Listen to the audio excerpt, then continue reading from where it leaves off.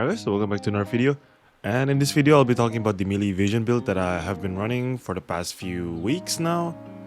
And a lot of people have questions for it, like why do I run it, and how do I run it, and what's the required melee evasion for it, and how good does it feel.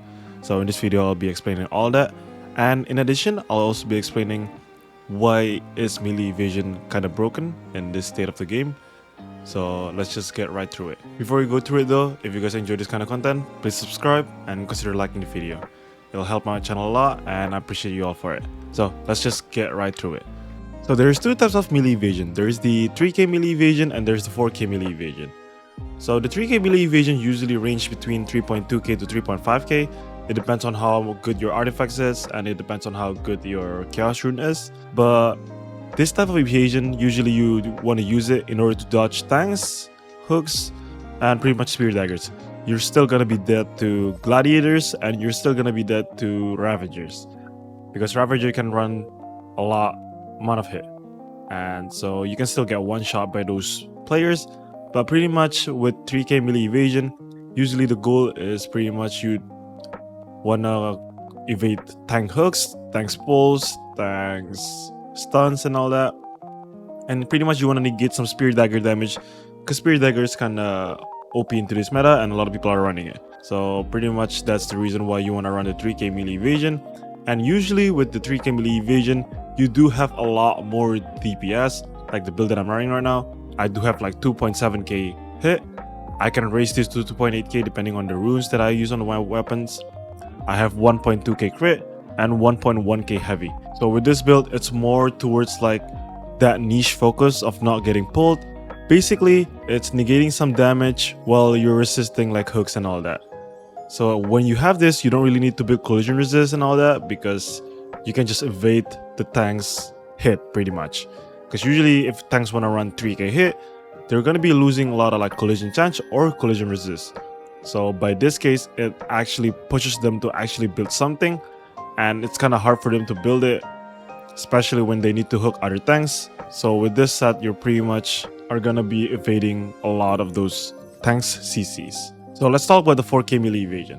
The 4k melee evasion, there's a lot of people that run it. Usually what you run is the two-piece Forgotten Lotus, and you run some more like Royal Praetor gloves. You do the chest piece for Forgotten Lotus and the shoes for Forgotten Lotus. And you also run some more melee evasion like pieces. So you're pretty much going all into melee evasion.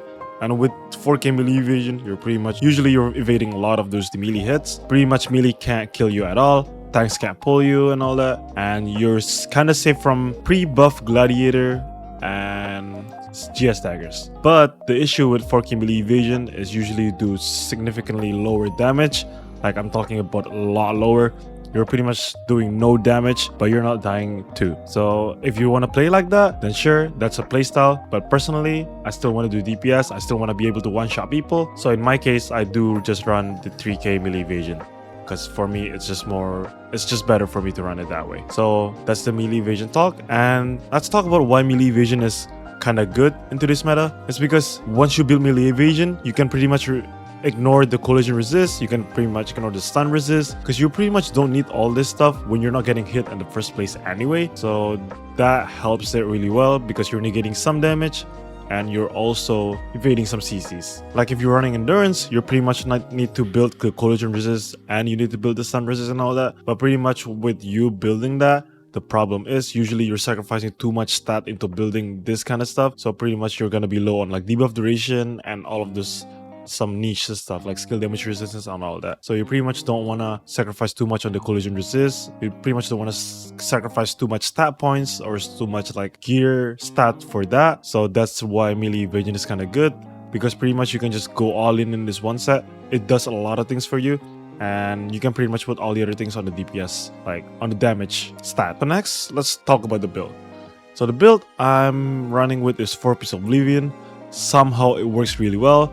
But yes, you do need all of these pieces and some chaos runes and artifacts. So I wouldn't really recommend running this build unless you do have all that. And if you have like the same exact stat as I do, pretty much the only goal that you need to hit is pretty much the 70 dexterity. Because 70 dexterity gives you the evasion 120, and any evasion above 3k, any little more evasion really helps with the evasion stat, because that's just how evasion works. The more you have it, the better, but you pretty much don't want to sacrifice too much DPS stat on it. So a lot of the chaos runes too, I got helped by chaos runes to achieve this stat. But I wouldn't really recommend for people to run this unless they really know what they're doing, because you die quite quick from range and magic, because you do have 0 range and 0 magic defenses anyway. So yeah, you're pretty much dying a lot quicker than usual. So unless you're really familiar with the Q blocks on those staff spells and all that, I wouldn't really recommend running this. That's why I don't really put it on my quest log, because it's not, I would say it's not free to play friendly, and also it's not brand new player friendly. But the payout of this build is really good, at least in today's meta. I don't know what will happen after the post buff and nerfs that's gonna happen with Throne. But yeah, the only thing that I will adjust from this is pretty much having more cooldown speed. But again, you can't really ask for everything, so I don't really recommend. So I'm kind of understanding on why the stat line happens to be like that. And for artifacts, I do have hit, I do have evasion, and I do have the max health. I can put crit instead of the max health, but I really like having 33k HP. It pretty much gives me a leeway on that staff damage that I'm gonna soak a lot of the times, because I'm running 0 magic defenses. So with HP, that pretty much helps it, because that's the only way for me to defend around it. I can't build enough endurance for it, and I can't build enough evasion for it. Yes, there's another way to build melee evasion too, is by having Forgotten Lotus and Vanguard. I believe it was 3-piece Forgotten Lotus. Sorry, it was 2-piece Forgotten Lotus, 1 Royal Praetor on the gloves, and 2 Vanguard set on the headpiece and the pants. Pretty much with that, you do have a lot of like melee evasion, and you also do have a lot of like range and magic endurance. So it really helps with your survivability. So if you really want to run that, then sure, go ahead, by all means, run it. But make sure you're aware on what that side is doing. You're pretty much not going to be able to hit 2.8k, 2.9k hit chance due to the nature of the build. So yeah, pretty much the only melee evasion set with a lot of DPS that I find is this set right here. But aside from that, it's really hard to build melee evasion plus the hit chance that you get from the set. And here's the mastery that I'm running. Here's the other mastery that I'm running for Spear.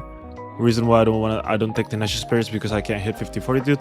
I would love to take this if I can, but yeah, as you can see, I'm not taking that skill passive. And skill wise, this is my melee evasion skill set. Pretty much want to run all these specs. This is if you have the Lulu though. If you don't have the Lulu, sure, you can get around the Rising Slash. But passive wise, I would say this is kind of what you're running even if you don't have the Lulu. So the only thing that I would say if you don't have the Lulu is what you want to change is you can use the Crimson Hell Skewer, or you can even use some other spears. The most important things that you get from this though, just make sure you hit 70 dexterity, because the 120 evasion really helps with whatever melee evasion you got on that build. So yeah. Alright, that's it for today's video. And I hope you enjoyed this video, and I hope you liked the explanation. If you have any more questions, just join Discord and let me know on the Discord. Or you can catch me live, just follow Twitch, and usually I'm live kind of random depending on the day. I'm trying to be live towards the evening more, because there's more stuff to do in the evening. Because in the morning there's nothing much to do, and it's really hard for me to find any current Throne content in the morning. So yeah, just follow Twitch. And if you want to join Discord, we usually have a lot of discussion too on there. But yeah, I'll make sure to update the quest log and all that. I'll leave the quest log link description down below. But yeah, I appreciate you guys all watching. I'll see you guys on the next one, guys. Peace.